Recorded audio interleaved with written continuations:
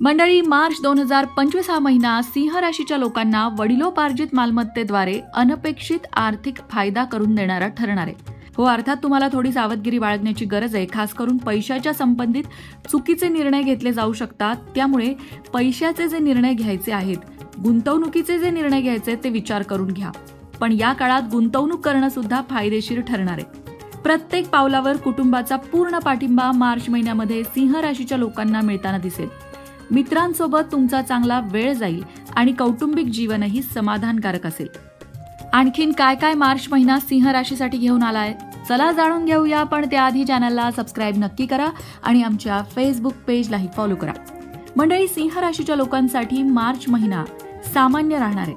म्हणजेच काय तर काही गोष्टी चांगल्या घडतील आणि काही गोष्टी जरा मनाविरुद्ध घडतील. आणि एकंदरीत महिन्याच्या शेवटी तुम्ही म्हणाल, ठीक आहे, महिना इतकाही वाईट नाही गेला पण इतकाही चांगला नाही गेला. पण काही गोष्टी अशा आहेत ज्या तुमच्या मनाला समाधान देऊ शकतात.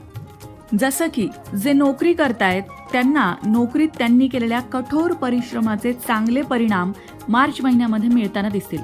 पदोन्नतीचे योग आहेत, पगारवाढीचे योग आहेत. परंतु तुम्हाला कठोर परिश्रम करावे लागणार आहेत. तुमच्या वरिष्ठांकडून तुम्हाला तुमच्या याच कठोर परिश्रमांमुळे आदरही मिळणार आहे आणि प्रगती सुद्धा नोकरीमध्ये होताना दिसणार आहे. आता जे व्यवसाय करतायत त्यांनी अधिक भांडवल व्यवसायामध्ये गुंतवण्याचा सध्या तरी विचार करू नये. जे आहे त्यामध्येच लक्ष केंद्रित करून काम करावं. कौटुंबिक बाबतीत बोलायचं झालं तर कुटुंबात काही गोष्टींवरून कुटुंबातील सदस्यांमध्ये वादविवाद होऊ शकतात, ज्याचा परिणाम तुमच्या कुटुंबातील सदस्यांच्या नातेसंबंधांवर होऊ शकतो. तिथे तुम्हाला शांतता राखण्याची गरज आहे. कुटुंबात शांतता ठेवण्यासाठी प्रयत्न करावा लागेल. कुटुंबातील छोट्या मोठ्या गोष्टींकडे लक्ष देऊ नका. सदस्यांना समजून घेण्याचा प्रयत्न करा. सगळ्यात महत्त्वाचं, रागावर नियंत्रण ठेवा आणि गोष्ट समजुतीने हाताळा.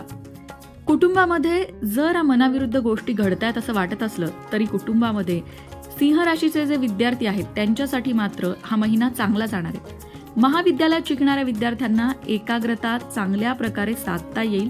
उच्च शिक्षणात कठोर परिश्रमाने त्यांना सकारात्मक परिणाम मिळतील. शिक्षणात प्रगती होईल आणि मार्केटिंग तसंच बँकिंगची तयारी करणाऱ्या विद्यार्थ्यांना सुद्धा चांगले लाभ होताना दिसतील. हा महिना शिक्षणासाठी खरंच अनुकूल आहे असं म्हणायला हरकत नाही. तुमच्या करिअरमध्ये तुमची चांगली ओळख निर्माण होईल. परंतु 14 मार्च नंतर मात्र तुम्हाला जरा मेहनत वाढवावी लागेल तरच तुम्हाला यश मिळेल. आता बोलूया जे प्रेमी युगुल प्रेमात आहेत त्यांच्याबद्दल. मार्च महिन्यामध्ये प्रेमजीवनात संमिश्र परिणाम मिळतील, ज्यामध्ये प्रियकराशी काही वाद निर्माण होऊ शकतात. परंतु तुम्ही तुमच्या जोडीदाराला समजून घेण्याचा प्रयत्न कराल. 15 मार्च नंतर तुमचे संबंध सुधारतील. आता जे आधीच विवाहित आहेत त्यांच्या वैवाहिक जीवनात काही अडचणी येऊ शकतात, परंतु महिन्याच्या शेवटी परिस्थिती अनुकूल होऊ शकते. आरोग्याच्या बाबतीत बोलायचं झालं तर आरोग्याची काळजी सिंह राशीच्या लोकांना मार्च महिन्यामध्ये घ्यावी लागेल. कुठल्याही प्रकारचा निष्काळजीपणा तुमच्या अंगाशी येऊ शकतो. खास करून तुमच्या पत्नीच्या आरोग्याची काळजी घेण्याचा सल्ला तुम्हाला दिला जातोय. आता सिंह राशीच्या ज्या लोकांसाठी स्थळं बघितली जात आहेत त्यांनी एक गोष्ट लक्षात ठेवायची आहे की मकर राशीशी सिंह राशीचं जुळत नाही. मकर राशीसोबत सिंह राशीचं मृत्यू षडाष्टक योग असतो. त्यामुळे जर तुम्ही पत्रिका बघताय तर मकर राशीच्या व्यक्तीची पत्रिका बघू नका. सिंह रास आणि मकर रास मृत्यू षडाष्टक योग आहे. सिंह राशीसाठी लकी नंबर असणारे 9 आणि लकी रंग असणारे नारंगी. आता तुमच्या आयुष्यात जर आर्थिक अडचणी असतील किंवा करिअरमध्ये प्रगती होत नाहीये असं वाटत असेल किंवा नोकरीमध्ये तुमच्या कामाचं क्रेडिट तुम्हाला मिळत नाहीये, व्यवसायामध्ये म्हणावा तसा नफा मिळत नाहीये, घरामध्ये तुम्ही गृहिणी आहात, सगळ्यांसाठी भरपूर करताय पण तुम्हाला घरात म्हणावा तसा आदर सन्मान दिला जात नाही, तुमच्या शब्दाला किंमत नाही, अशा जर अडचणी तुमच्या असतील किंवा तुम्हाला समाजात मानसन्मान नाही असं तुम्हाला वाटत असेल तर एक अत्यंत साधा सोपा उपाय आहे जो प्रत्येक सिंह राशीच्या व्यक्तीला करायला सांगितला जातो. तो म्हणजे रोज सकाळी लवकर उठून आंघोळ करून सूर्योदयाच्या वेळेला सूर्याला जल अर्पण करणं. त्याला अर्घ्य देणं असं म्हणतात. ते कसं करायचं? तांब्याच्या भांड्यामध्ये पाणी भरायचं, त्यामध्ये लाल चंदन, एक लाल फूल टाकायचं आणि उगवत्या सूर्याला हे जल अर्पण करायचं.